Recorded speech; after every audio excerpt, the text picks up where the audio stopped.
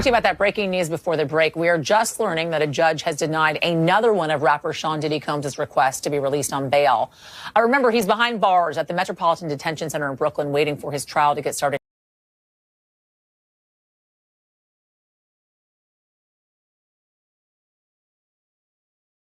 This for us. We were waiting for this decision. We got it in now. What do we know?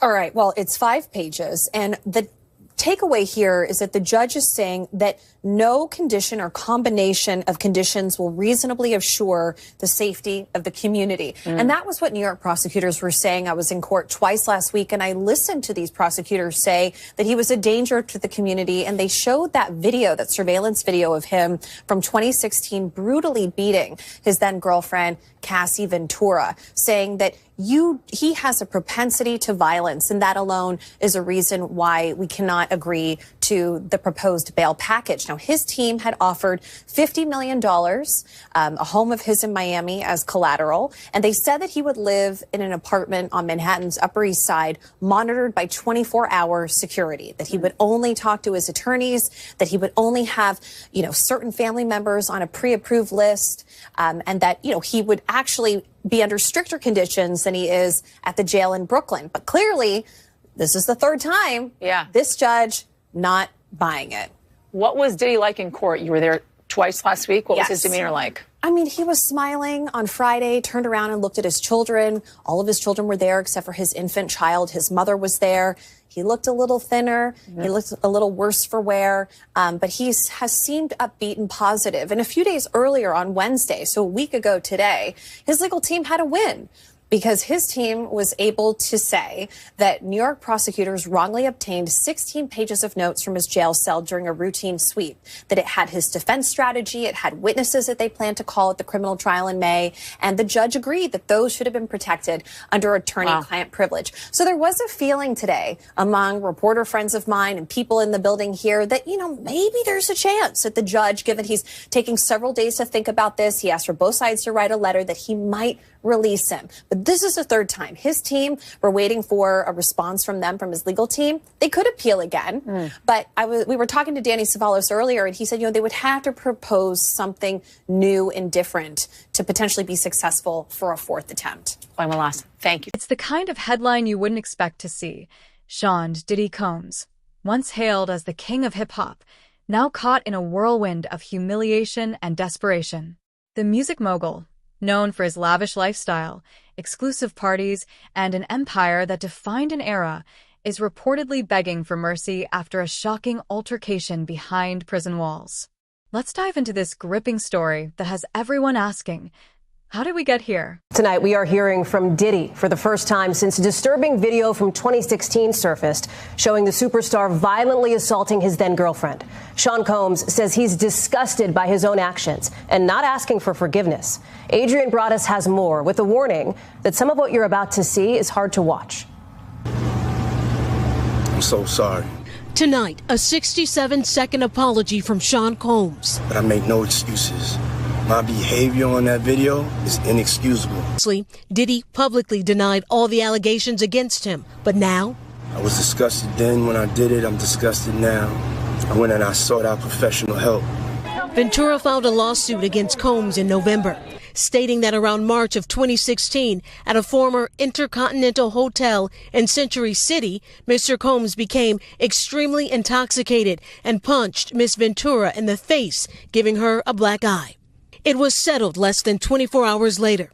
Today, Ventura's attorney responding, Combs' most recent statement is more about himself than the many people he has hurt. It's an admission likely without a lot of consequence. Could this video mean anything for future cases? If Diddy is sued civilly or prosecuted for other crimes, then it might be possible to get these videos into evidence. The LA District Attorney says the case is outside the statute of limitations. I'm committed to be a better man each and every day.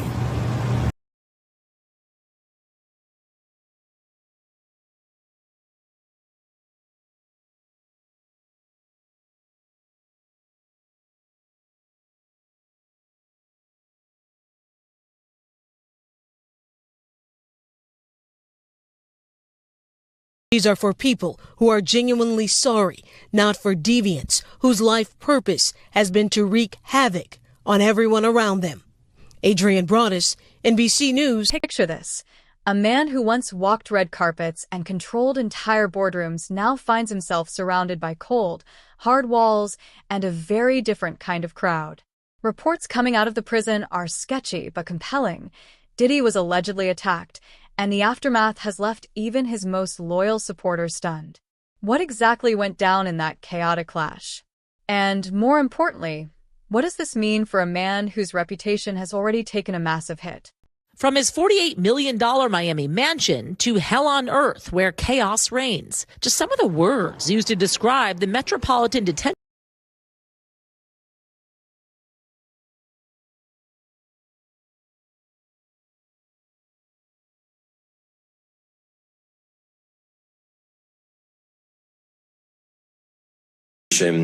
and conceal his conduct. He is not the first high-profile inmate to pass through these walls. Ghislaine Maxwell, R. Kelly, Pharma Bro, Martin Shkreli, and crypto fraudster Sam Bankman-Fried, all as they waited for their federal criminal trials, called this jail home. But the conditions of the prison are far from homey, notoriously described as, quote, dreadful, as one judge put it. Some on the bench have even moved away from sending nonviolent defendants. 3 years alone, 4 inmates have died by suicide. And violence is not the only issue. Accusations of medical neglect, staffing shortages, smuggling of drugs, some allegedly facilitated by employees. At least 6 staff members charged with crimes in the last 5 years, according to the AP. Some accused of accepting bribes and providing contraband.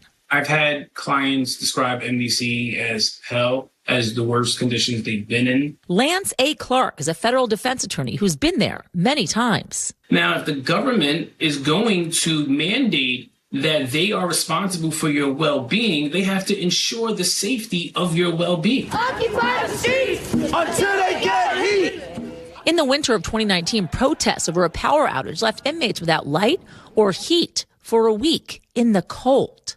I understand how cold it must be in those cells, and not to have any electricity, any lights, and to not be able to communicate with your family is just inhumane. The prison has about 1,200 detainees and is the only federal prison in the nation's largest city. To understand how Diddy, once larger than life, ended up in prison, let's rewind for a moment. His arrest, tied to serious allegations of misconduct, shocked both fans and critics alike. Those individuals allegedly included high-ranking supervisors in the business, personal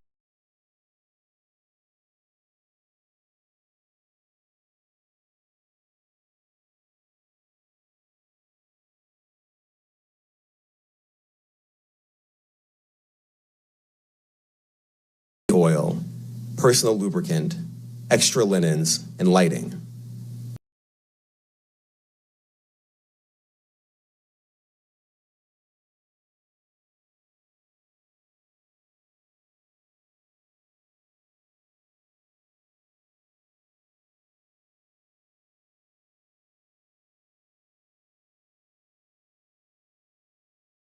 March 2016 incident at the LA hotel that I mentioned earlier, a member of the hotel security staff intervened, and Combs attempted to bribe the staff member with a stack of cash to make sure that what happened was kept quiet. And as the indictment alleges, in late 2023, after public allegations were made about Combs's crimes, he and others pressured witnesses and victims to stay silent, including by making phone calls to witnesses and victims.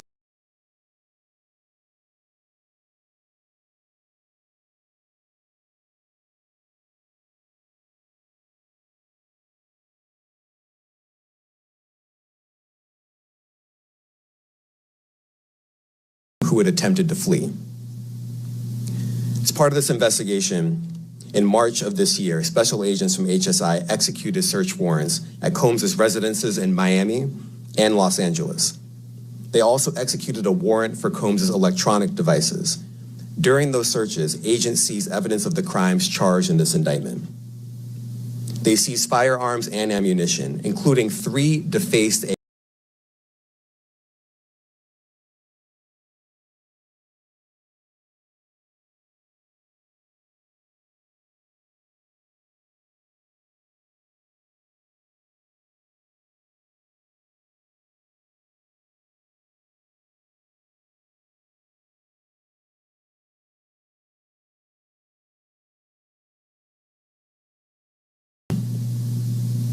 Here are some of the items that we recovered during the searches.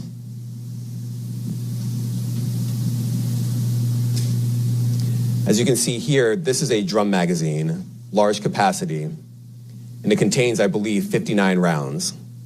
I mentioned as well, we recovered 3 AR-15s. This is a close-up shot of one of the AR-15s, and you can see right here, the serial number has been thoroughly defaced. Another picture of more ammunition and parts of 2 AR-15s right there. Now, I want to be clear.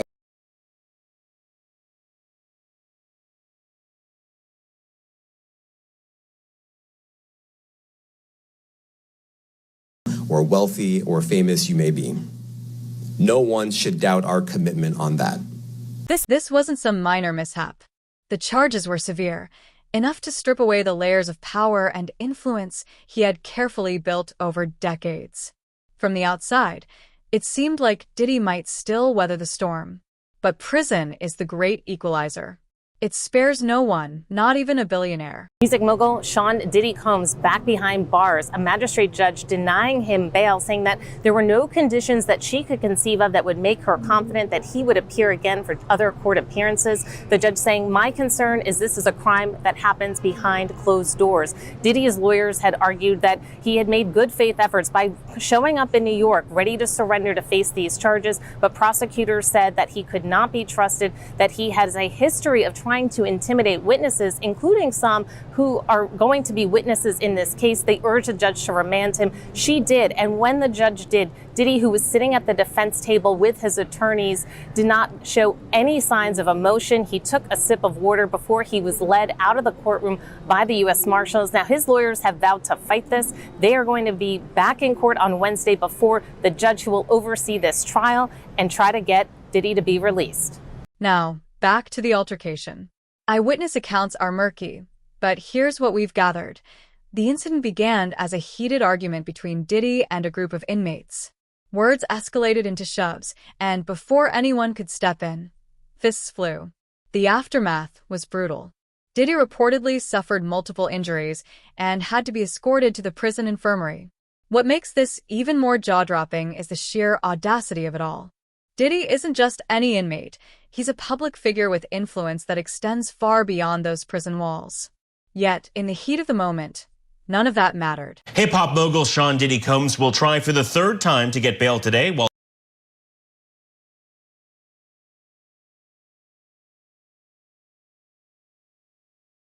happened earlier today. Alex, there was already a hearing earlier this week looking at notes taken out of Sean Combs' cell. How could that impact his chances at bail? His team says that raiding his cell, monitoring his calls, is not allowed and not fair to allow him to prep for a trial.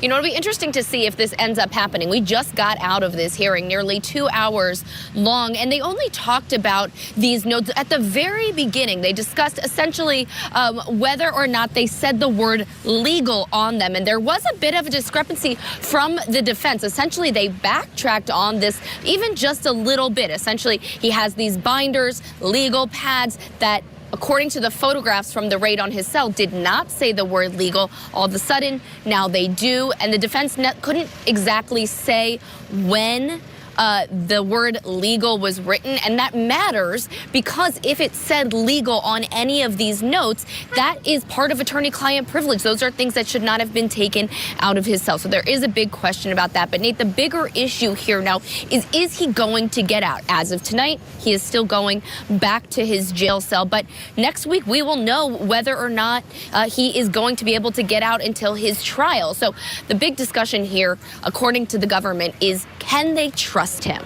He has proposed a whole laundry list of things that he's willing to do if they'll let him out. Things like 24/7 security, things like not speaking to anybody, not having internet access, phone access, unless it's through this 24/7 security company. But the government and pretrial services, who is separate from the prosecution, they're not buying it. They're saying that they cannot trust Sean Combs to not follow the law or to not follow the rules that he has even set out for himself. They say because he's already broken the rules that the department, the Bureau of Prisons, and his own counsel have laid out for him within a jail cell. So they're essentially saying if he can't do it there, how could he do it in the comfort of an apartment? They had tried to get him released to Star Island, his home on Star Island right in Miami, because it's an island and there's a dock there. The judge immediately said absolutely not, because in theory he could, escape that way. They don't. Question on everyone's mind now is, why was Diddy targeted? Some speculate jealousy. After all, a man of his stature entering the prison system is bound to attract both good and bad attention. Others believe it's a matter of power dynamics. Perhaps Diddy tried to assert himself in a way that didn't sit well with others. Whatever the reason, one thing is clear. The once untouchable mogul is now vulnerable, exposed, and pleading for some semblance of peace. It's a flight risk, but that is a concern. So what his defense team has now proposed instead is bringing him to an Upper East Side apartment, a 3-bedroom apartment, where they say they would have 2 security guards inside of his apartment at all times, 1 downstairs. Again, the judge has not really said whether or not he is keen on this. He didn't really disclose if he's leaning one way or another, but he did ask a lot of questions about what that would look like. Again, the government not buying it, as well as pretrial services, which is the organization, the department that would have to make sure that everything was on the up and up. Yeah, Alex, I wonder also, whether there was discussion of that now infamous video back from 2016 of Combs beating his girlfriend at the time, Cassie, the, entertainer. Did that get discussed at all in the hearing today? It did, because the defense is saying that the prosecution basically took the video that CNN originally published and gave it to the judge in that exact form, which is that it was edited down and they say out of order. They say essentially that the video ends with Cassie being dragged back to the room. They say that's not how it happened. They say it's important to know that that is not how it happened. But according to the defense, they say, or according to the government rather, they say it doesn't really matter, because what you can see is what happened there. Her getting beaten up.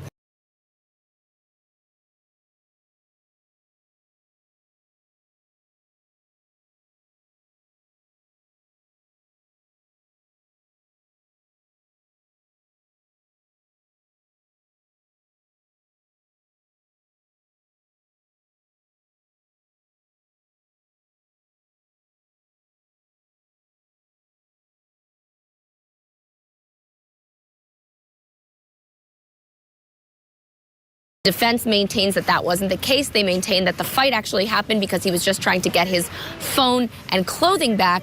But even still, this video was even used today in the discussion about how violent they believe Sean Combs is and why he cannot be released on bail. Yeah, Alex, I read about 90% politics all day long, but I mean, this is one of the stories that, breaks through, especially coming from the entertainment industry. Such a big entertainer for such a long time. Safe to say that this story not going anywhere anytime soon. National correspondent Alex Miller live in New York. Thanks for the insight. What's even more intriguing is how Diddy is handling this new chapter in his life. Reports suggest he's desperate to make amends and avoid further confrontations. Insiders claim he has been trying to negotiate his way out of trouble, offering favors and connections to those who might protect him. But here's the kicker. In a place where survival often hinges on brute strength and alliances, can charm and money really save the day? Well, Sean Combs still behind bars as we speak after a judge denied his request for bail a second time. And the place where he's locked up now getting a lot of attention. The Metropolitan Detention Center, the only federal jail in New York City, is known for violence, poor conditions, and a string of celebrity detainees. And Diddy's attorneys want him out. NBC News' Yasmin Youssein has more.